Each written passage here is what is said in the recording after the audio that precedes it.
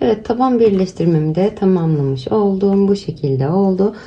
Üst kısımda, alt kısımda yaptığım gibi bu parçamı alt kısımda sık iğnelerle geçmiştim, hatırlarsınız. O şekilde sık iğnelerle geçiyorum ve toplamda ilk sık iğne sıramla beraber 5 sıra sık iğne sırası tamamlıyorum. Üst kısmında bu şekilde görünmesi için. Siz de dediğim gibi alt kısımda gösterdiğim gibi üst kısma da başlarsınız ve onun üzerine 4 sıra sık iğne sırası daha tamamlarsınız. Çantanızın üst kısmında bu şekilde olacaktır. Alt kısımda gösterdiğim için videoyu uzatmamak adına tekrar göstermek istemedim. Çantamın ölçülerini, alt kısmının ölçülerini paylaşmış olayım artık. Bu şekilde hemen yan ölçüsü, eni 41 santim oldu. Ve boyu da tabanımla birlikte 29 santim. Tabanıma kadar olan kısmı 25 santim olmuş oldu. Evet, çantamın alt kısmını tamamladıktan sonra askısına, sap kısmına geçmiş oldum. Burada hemen bakın yarım motifim vardı. Buraya bir işaretleyici taktım. Motifimin bitişinin olduğu yere, buraya ve arka tarafına da aynı şekilde denk getirerek işaretleyicimi taktım. Burada ben bir tanesini hazırladım. Diğer kısmını birlikte örelim istedim. Burada da yine aynı şekilde diğer motifimin birleştirmesinden itibaren burada şu şekilde ilerleterek şöyle buraya işaretleyicimi taktım. Ve arka tarafını da bu şekilde aynı şekilde ilerleterek işaretleyicimi taktım. İki işaretleyicimin olduğu yerden arasında 30 tane bu işaretleyicimden bu işaretleyicime kadar işaretleyicilerimi saymadan 30 tane sık iğnem olmuş oldu bu köşemde. Diğer tarafında da 32 tane, yani bunları da sayarsak toplamda 32 tane sık iğnem kalmış oldu. Askım için ayırdım. Aynı şekilde burada da diğer kısmımızda aynı şekilde yapıyoruz. 32 tane işaretleyicimizi takıyoruz. Askımızın yapımına geçebiliriz. Askım için işaretleyicimin olduğu yerden başlıyorum. Burada işaretleyicimi çıkarıyorum. Tığımı işaretleyicimin olduğu yere batıyorum. İpimi bu şekilde döndürerek içerisinden geçirip bir tane zincir çekiyorum. Aynı yere tekrar batarak bir sık iğne yapıyorum. Hemen yanındakine geçiyorum. Bir sık iğne yapıyorum. Yanındakine bir sık iğne. Yanındakine bir sık iğne. Yanındakine bir sık iğne. İpimi de arada yürütüyorum. Yanındakine bir sık iğne. Bu şekilde her bir sık iğnemin üzerine birer tane sık iğne yaparak 32 tane sık iğnemi tamamlıyorum. İşaretleyicimin olduğu yerle birlikte 32 tane sık iğnemi tamamlıyorum. Evet, diğer işaretleyicimin olduğu yere kadar geldim. Buraya da işaretleyicimin olduğu yere de bir tane sık iğne yaptım. Toplamda 32 tane sık iğnem oluşmuş oldu. Hemen şurada arkada kalan ipimi bu noktada keseceğim. Çünkü askı yaptıktan sonra kesmesi çok daha zor oluyor. Buradan hemen örgümü bu şekilde çeviriyorum.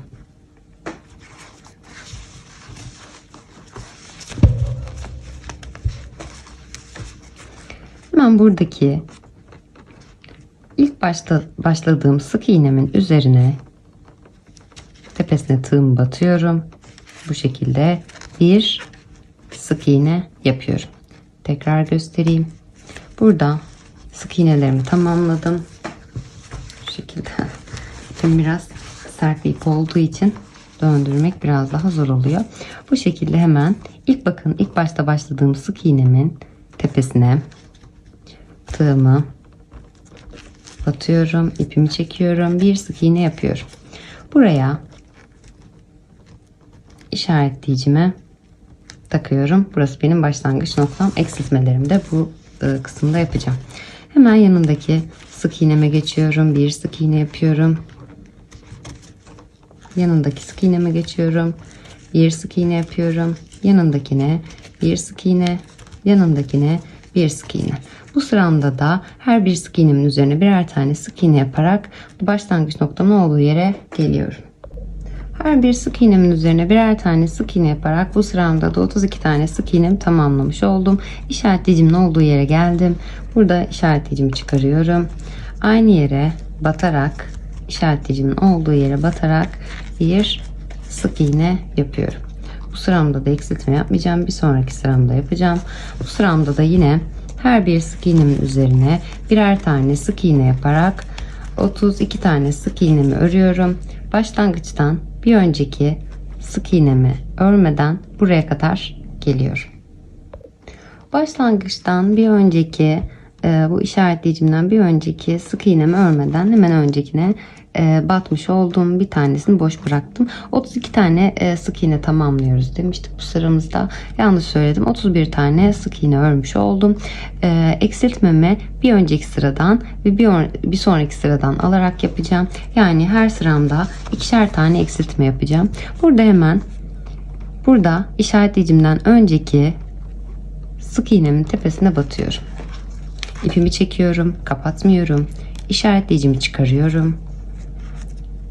Burada işaretleyicinin olduğu yere batıyorum, ipimi çekiyorum, kapatmıyorum. Hemen işaretleyicimden sonraki sık iğneme de batıyorum, ipimi çekiyorum, kapatmıyorum. Toplamda 4 tane sık iğnem olmuş oluyor. 4 ilmeğim olmuş oluyor. 3 kere sık iğnelere battım ve bir tane önceden gelen var. Hepsini birlikte çekerek eksiltmemi yapıyorum. Bu noktaya tekrar karıştırmamak için işaretleyicimi takıyorum. Hemen yanındaki sık iğneme batıyorum. Bir sık iğne yapıyorum.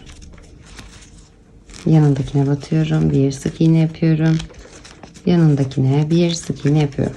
Bu şekilde her bir sık iğnemin üzerine birer tane sık iğne yaparak işaretleyicimden yine önceki sık iğnemi de örmeden bir öncekine kadar örüp geliyorum.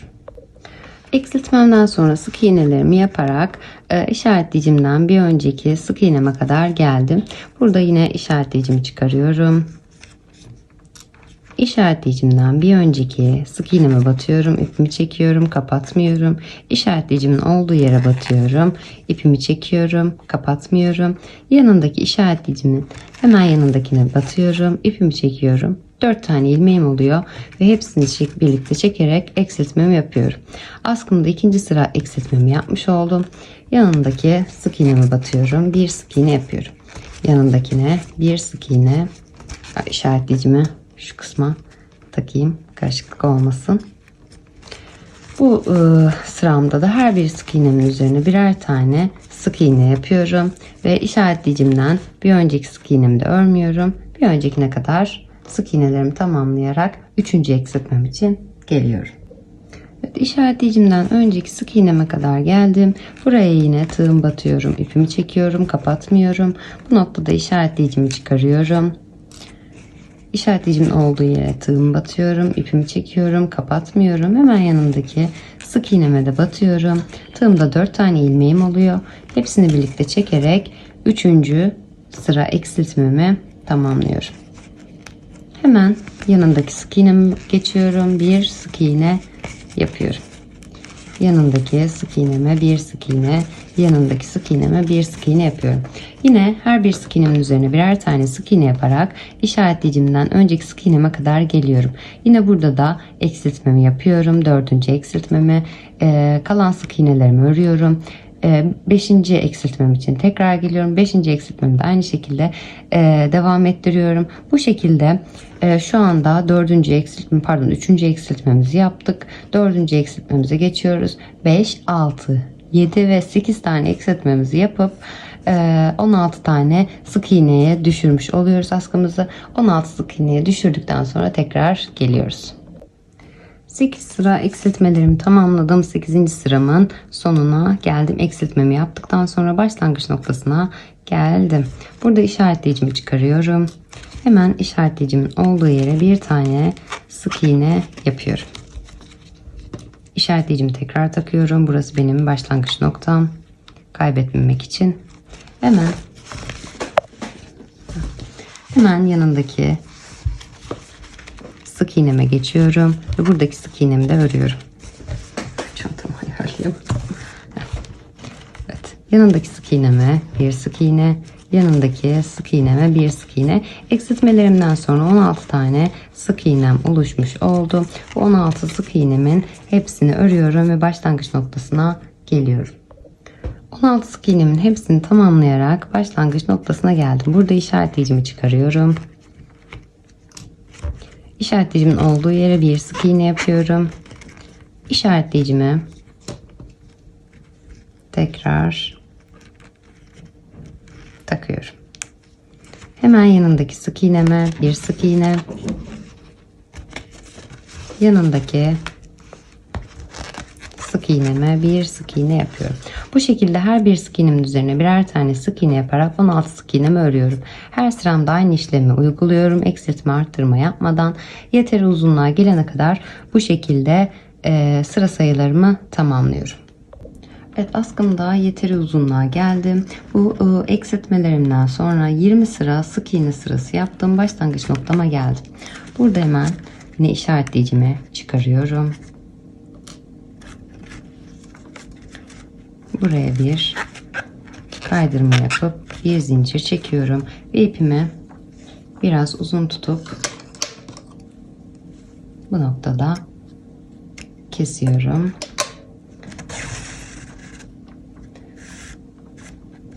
Ve ipime iğnemi geçiriyorum ve askımı birleştirmesi için geliyorum. Evet, ipimi iğnemi geçirdim. Öncelikle askımı bu şekilde düzeltiyorum bir tarafına ve aynı şekilde diğer tarafında şu eksiltme yaptığım kısmı ortalayarak bu şekilde düzeltiyorum ve bu kısımları karşılıklı olarak denk getiriyorum. Hemen buradan bakın alt kısımda kalmış oldu. Karşılıklı denk gelen yer. Buradan hemen iğnemi karşıdaki kısmı batırıyorum. İpimi çekiyorum. Burada karşıdaki sık iğneme geçiyorum. Ve karşısındaki sık iğneme batıyorum.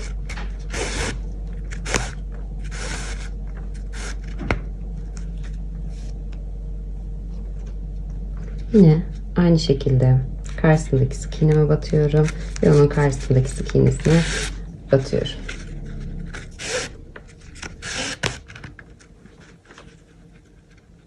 Karşısındakine ve karşısındakine.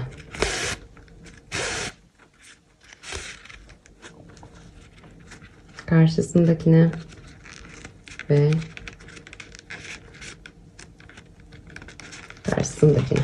Bu şekilde bütün askımın etrafını dikişimle geçerek askı kısmımı da tamamlamış oluyorum. Ve son olarak askımı tamamladıktan sonra çantamın bu kısmını ayarlayarak şu şekilde bir çıt çıt şöyle bir tanesi üste bir tanesi alta gelecek şekilde iki taraflı çıt çıtımı dikiyorum ve çantam artık hazırlanmış oluyor.